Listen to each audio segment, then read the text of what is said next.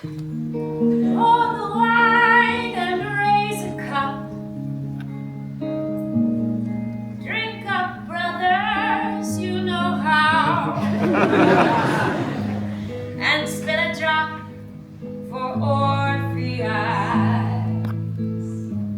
wherever he is now. Oh my god, hey everybody. Oh my god, Hadestown, in fact. It's MickeyJoTheatre, out and about on the street, because I am on my way with several friends to go and see Hadestown at the Lyric Theatre for the second time in a week. I just caught it last week on a rush ticket to see the current principal cast, who just finished up at the weekend ahead of the arrival of the show's original Broadway stars. André de Shields, Eva Noblezada, Reeve Carney and Amber Gray. They were set to be joined by Patrick Page, but he sustained an injury during rehearsals, so it's going to be another Broadway alumnus, Phillip Boykin. I have seen all of these performers before, but with the exception of Phillip, it was a long time ago. I am so excited to see them do it again tonight. This is their first performance. They're going to be here for like 4 weeks. During that time, they're filming a pro shot. This is wildly exciting. So many people I know are going to be there tonight. There is going to be wild energy in the room. It's going to be incredibly special, and I'm taking you along for the ride because I want to try and convey to you the energy of this night, and then I'll probably talk about it a little bit at the end. I'm here with Ashley. Yay, we're here! Queen of all things Hadestown. That's what I like to be called. How many times have you seen it this week? This is my 4th time in London. But you were already coming here. You were already scheduled. Yes, I am a blessed person. I had booked Great Comet and I had booked Richard II. And then they announced Rachel Tucker and I lost my mind because I realized we'd be at her closing week. Yeah. And then they announced the OGs were returning. Yeah. Already when I was here. Yeah. They're like, what if your favorite musical went insane while you were in London? And I would have flown here for it. So like I would have been here either way, but the fact that it was with tickets I already had. Are we in the ballpark of 60-something visits? Yes. Which is less than my friend Kylie, who's also here, who's, I believe this is her 69th Hadestown. Nice. Spicy. Here it is at the Lyric Theatre on Shaftesbury Avenue. The Tony and Grammy Award-winning musical, Hadestown. Created by Anai Mitchell, directed by Rachel Chavkin. The line is long, the excitement is real.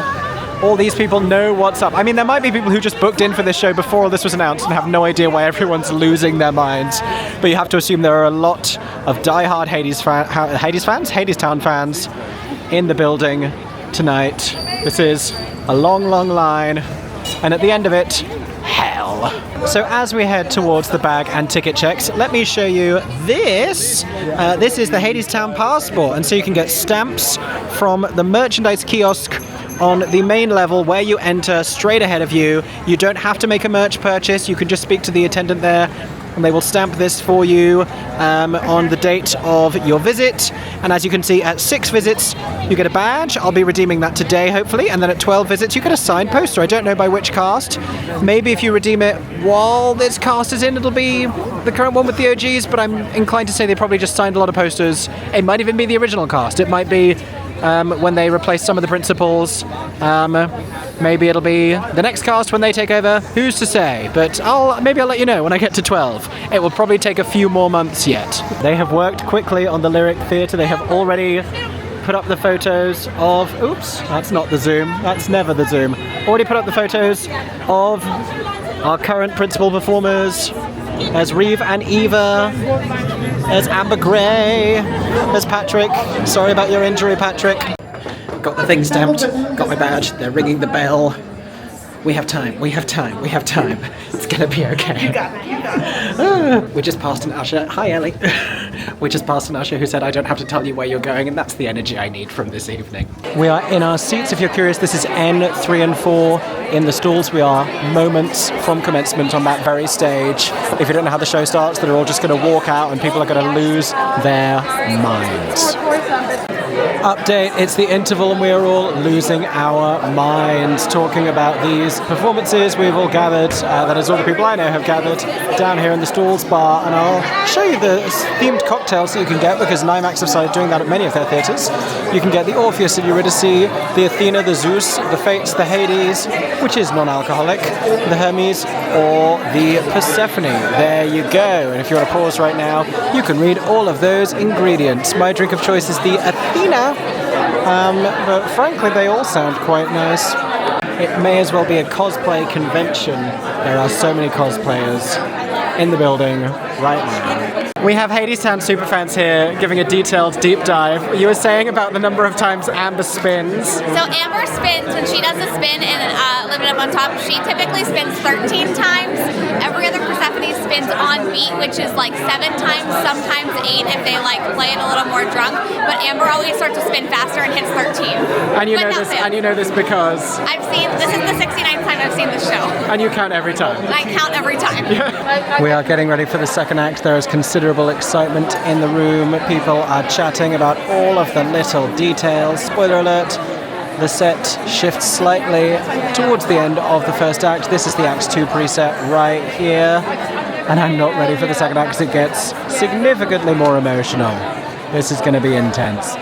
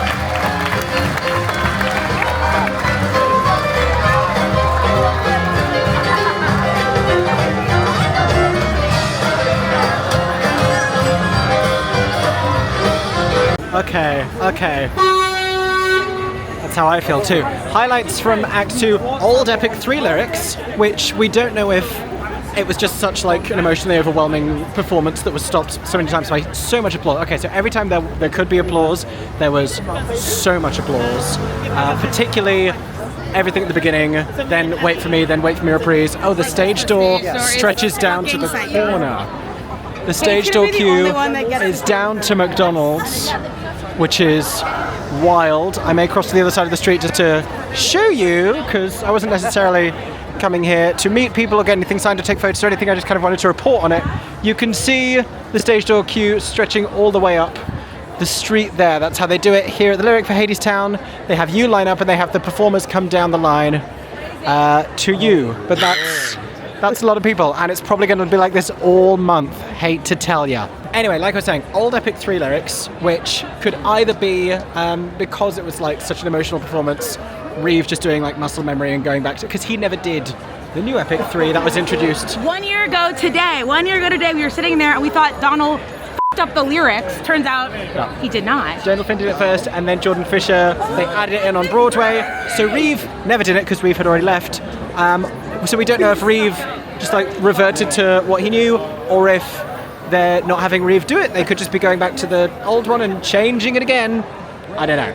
Also, everyone cried. Oh my gosh. Andre crying at the end. I cried most importantly. Amber cried. Everyone cried. We all cried. Everyone cried. Beautiful, painful, emotional. They're going to sing it again and again for a 4-week limited run. And we're all going to keep crying about it. Someone has just appeared because there is cheering. I will caution people, this is still a road. So just FYI to all of you, ongoingly.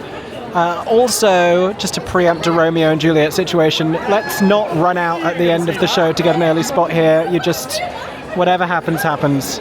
Let the fates decide, as it were. There are cars that are driving down this open road. Yeah, this is something to be aware of. Don't be in the street. But I think someone is currently going down the stage door line. It is objectively hard to say. This is the closest we get to Broadway. You've got cast members hanging out their dressing room windows here at the Lyric to watch maybe one of the wildest stage doors the show has ever had. This has to be one of the wildest nights in the history of the West End production. And the thing is as well, it's doubly special because it's a rarity and it's a novelty to get Broadway cast members doing a show here in the West End. It's also a novelty separately to have the original cast members reuniting wherever in the world it may be. For those two things to coincide is incredibly special. It felt like a huge privilege to be in that room this evening.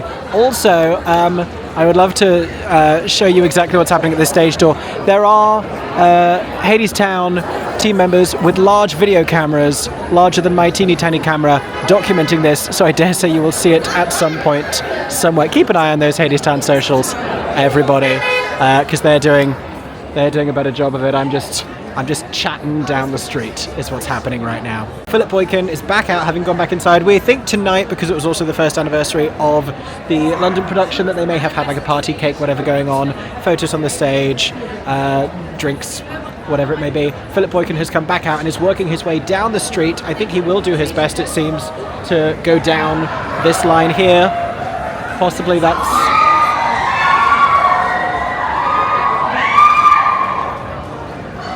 hard to judge. You decide who you think that was based on the level of scream. The best advice remains, be patient, be respectful, and don't assume anything, but see what happens. I don't think it'll be this busy every single time because first performance is a bigger deal, but also I think it's going to be pretty popular throughout. Also, don't stand in the road. Really can't stress that enough. Oh my god, Hadestown. Finishing the vlog part of this video with the Hadestown fit check at 1 a.m. This is my Hadesy coat, kind of, in the silver, and it speaks to the Hermes shoes. Don't look at the floor. I haven't hoovered in a really long time. It's been a very very busy week of back-to-back press nights. I'm tired. The shirt with the embroidery is giving like Persephone Act 1 into Persephone Act 2. This is an homage to Eurydice's really ineffectual scarf that she wears in Act 1 to protect herself from the harsh winter, and then she loses the nothing scarf and she's like, oh no, how will I cope now? Like the scarf wasn't anyway. Hadestown. Aaron James is looking adorable in Hadestown merch. And socks. He wants to show you his socks. Oh, they have the light red colour scheme, but also these have flowers on. Hey, flowers. Oh, how good was Eva's flowers? We will tell you more tomorrow, or just moments from now. Oh my god, hey, sorry. It's bothering me. I just look. His hair. I look is a like discussion point. I look like the old-fashioned cinematic depictions of Dracula. That's what I look like right now. Anyway, we saw Hadestown last night. Matching jumpers. We did. Very cute. I've already spoken about it a bit on the vlog portion of this video. What was your experience like of seeing Hadestown with some of the original Broadway principal cast members? Pretty, it was just an electric audience. And I was saying earlier, it felt great to be in a room where you knew everybody was there for the same reason. So if you didn't know, with all the other dates for this run, they were on sale before they'd announced the cast members, but they'd kept the specific performance last night off sale to ensure that every single person that was at that performance was there because they desperately wanted to see. Yeah. So when I joked that there might have been someone there just incidentally who had no idea what was going on, that was unlikely to impossible. Yeah. I was trying to think about the last time we had casting this exciting from a Broadway and original cast reunion perspective.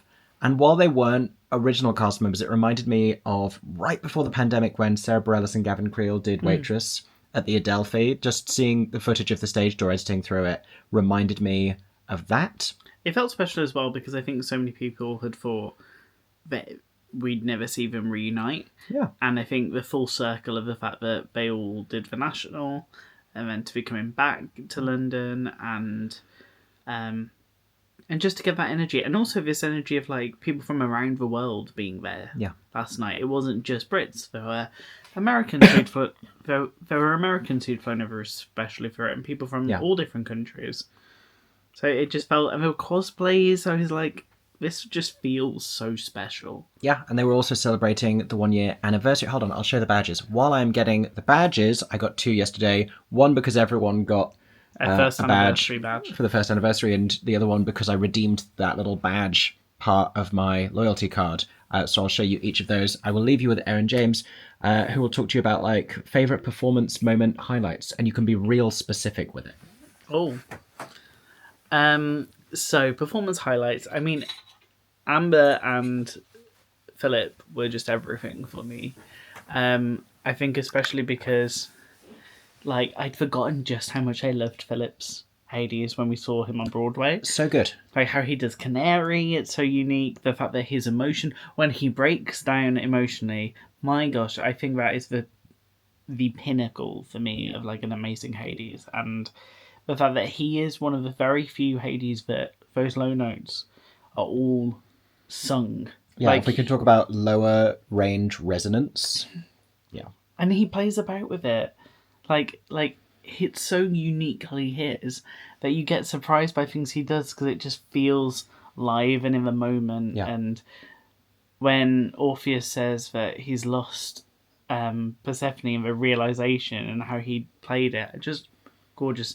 And we finally were reminded and understood why everybody always talks about Amber Gray's dance moment. The horizontal dancing. Yeah. Really, all of the way she moves, the way that she skips about the stage, I have not seen as light-footed a Persephone in any of the others that we've seen. I mean, she's just so nuanced in it. I felt as though I'd forgotten many of the details of her performance from having seen it at the National, and then everything she did last night just came rushing back to me, and I was like, oh, this is what, it was so instantly familiar. Going back to Phillip Boykin, makes such winning choices as Hades.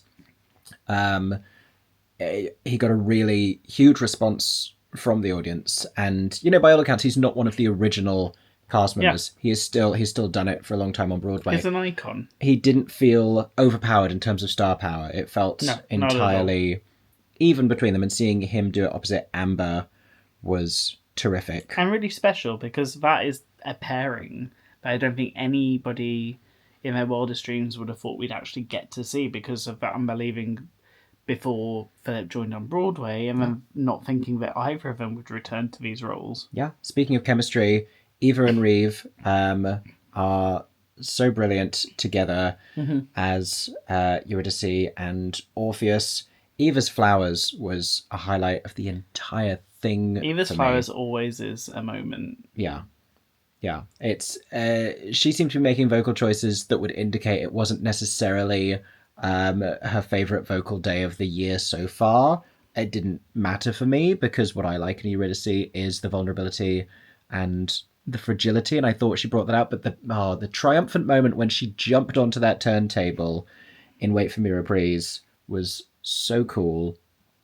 That was really great. And I think there's a really big difference in the way British and American performers play Eurydice. Yeah. I think I've talked about this before with Glinda's, and I think just the characterization inherently, because of the slight cultural differences, feels the most different in that character specifically. Also with the Orpheuses, where we've had the Scottish and Irish Orpheuses before. I But, think they're definitely the ones that change the most. I feel like Hades, Persephone, and Hermes are all kind of consistently... They have consistent parameters. They are, but I was also going to say we haven't yet had a British Hades. No. Because we've only had American actors do it here in Well, London. covers we have. True. As in a principal capacity. Yes, you are quite right. What I was going to say is, if you've seen the show recently, it feels... It's a different show from Sunday. From Sunday afternoon to Tuesday evening, it's completely different, because it's a story in the hands of that company. Yeah. It changes based on who's telling the story. Yeah. And the biggest change... Who would you say from one cast to the next was the biggest change? Because I have one in my head. Orpheus. That's right up there, but I was going to say Mel to Andre. Mel to Andre feels... For obvious reasons, but also... There's this feeling of, like, calmness with Andre, and, like... Mel gets a lot more involved in it emotionally. Yeah, and Andre's kind of like, this is all happening how it's meant to happen. Yeah. Like... When he like blows out the candle and looks at stuff, it's very methodical. It's He has very like a professional detachment to the story that he's telling until the end. Yeah. When it then choked him up. And he got teary, and Amber got teary, as you saw in Raise Our Cups, and... Eva was teary for hours. Eva was crying the whole time, which you can do as Eurydice. That's an option available to you. Reeve seemed to hold it together for the most part. Yeah. But Reeve is kind of... a train on a track, specifically as Orpheus, where he's going in that direction. Phillip was emotional. Phillip was crying during Epic Free. Yeah. That whole Epic Free was my moment. Was that your highlight moment of the performance? Yeah, because it's just like I like Phillip and Amber together, and just how they played it. I liked How Long for the same reason. Yeah. They're both so talented, and so what I love is the fact that they're people that play and they act, and you can see they're making choices with that performance. Yeah. It does not feel in the slightest way a run for emotions vibe. And I think as well, because they hadn't done this show together before, it was amazing to see that chemistry, to say how last minute Phillip... He found out on Saturday morning, right? Yeah. So he didn't know who was doing it, and had never done it with Amber. And the chemistry that they had as a Hades and a Persephone, and how close and how believable it all was. Yeah. I was just like, it's a testament to those two as performers. Yeah. Here are the badges. This is the one I got for the loyalty card. Focus. You can do this. There you go. I've seen how the world could be. I like that. It's cute. And this is the one everyone got given. There you go. Oops. There it is. There we go. That is the first anniversary, 11th of February, 2025, at the Lyric Theatre. And what's cute is we were at the first anniversary. Yeah. So now I feel like we have to book next year's one, so that we're 11th always of at the February anniversary. 2026. I feel like Hadestown anniversary is now a thing. There you go. We need to, if nothing else, we need to keep collecting the badges. What else do people who might be booked or trying to get tickets to see the OGs over the next 4 weeks need to know? That, although it's listed that there are only 4 workers for this run with the OGs, there were 5 workers tonight. There were 5. With Lucinda on for the 5th worker in the group. So there were 5, so they did everything as for 5. We've seen them do a show last week. They did it with 4 workers. Yeah, they did it with 4. So they've said it's 4, but it seems to be the case that the swings are alternating being on there. So we've heard mostly Lucinda and Raisha, right? Yeah. Yeah. So you will be getting 5. It sounds like just it'll be a different... Which is nice, actually, because obviously Beth left because she's about to be in another show. Yeah. So I kind of like the fact that all of the swings will get to perform with the OGs. So it's That's not... another thing. They're kind of guaranteed to go on. All of their faces, but particularly Waylon Jacobs. Yeah. Watching the principals performing, watching Amber and Andre with just this gleeful admiration. Yeah. I mean, all the applause at the beginning was just this roar of enthusiasm and joy. There was still a gasp at the end with a little bit of a sob, and I was like, everyone in this room knows what happens. That is not a gasp of shock. It's just... I think that was the gasp of it being seeing those two do it. Yeah. Because I think there's a lot of people who weren't able to see it when it was the OGs, when it was at National, and have been introduced... Or found out about it later. Yeah, have found out about it later, so to see them do it and to be like, oh my gosh, that just happened with the originals. Yeah. But, so talking about kind of not just the OG Americans, but saying to see the original trio of London Fates reunited, they were on their A game last night. Fates were great. I've never heard Bella sounding better. Ali Daniel always killing it. My favourite in that track. And Madeline, who has been Eurydice for the past few months, going back into... Is she Fate 2? Fate 1. Fate 1. I'm bad at the Fate numbers. I think she's Fate 1. I don't know. She plays the bells.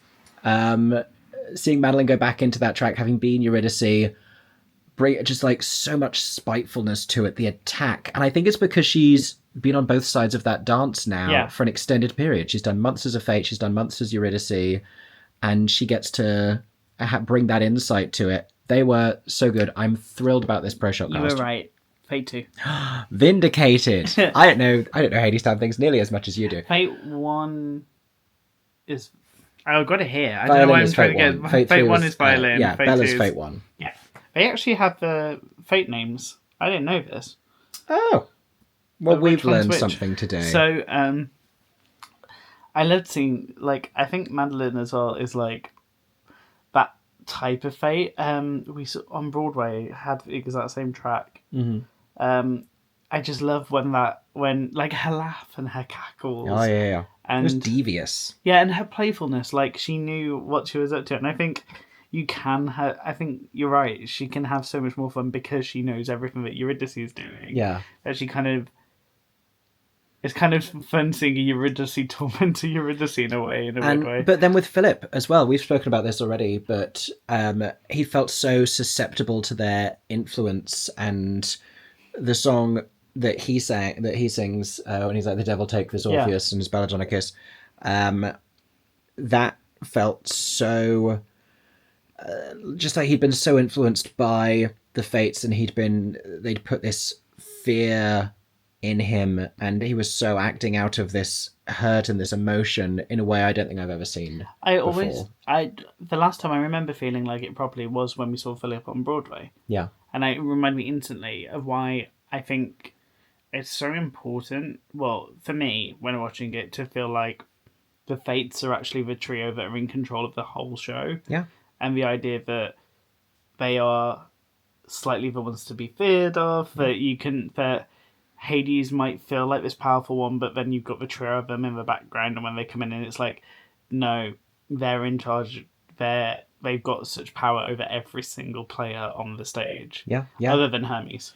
I always take something different thematically from Hadestown every time. Last week it was metaphors of spring. I was seeing flowers everywhere. I hadn't seen flowers before, and I was just feeling just like every reference to it. I was like, oh, it's invoking spring. And last night it was the true mirroring between the parallels between Hades and Orpheus, both as men who were young men in love, or were once young men in love, but also just the way that they are then both inspired to doubt and insecurity, and they both act out of that fear and that hurt, and they do ultimately negative things because of that place of hurt and vulnerability. That came across very much to me yesterday. It was a great time. Yeah. It's a great show. It's a terrific, very special cast, obviously. It is very well sold.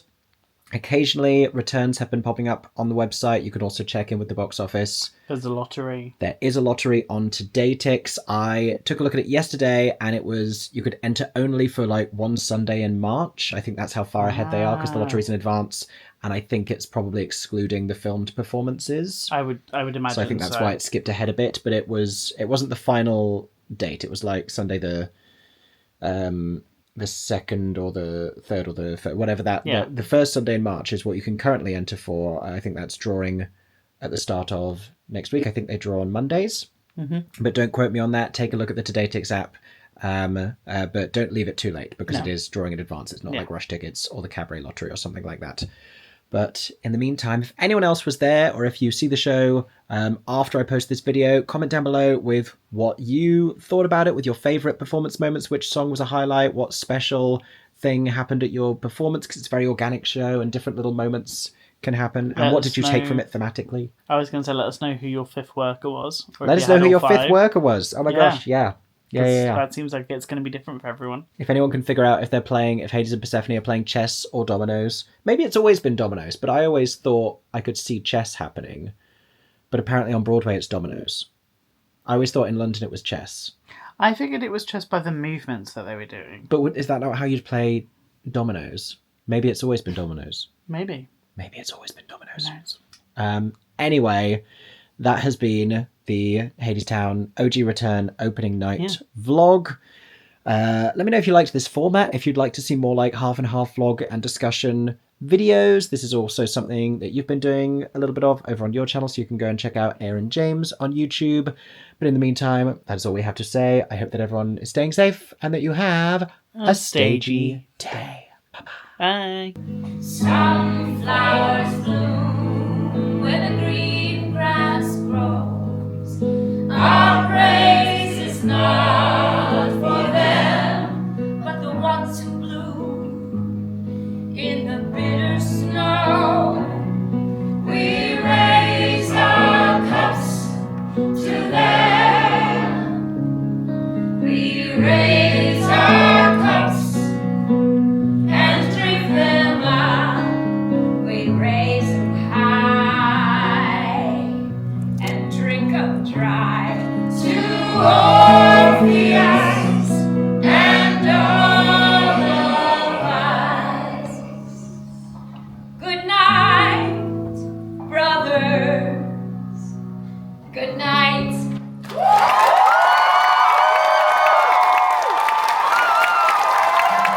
For 10 more seconds, I'm MickeyJoTheatre. Oh my god, hey. Thanks for watching, have a stagey day. Subscribe!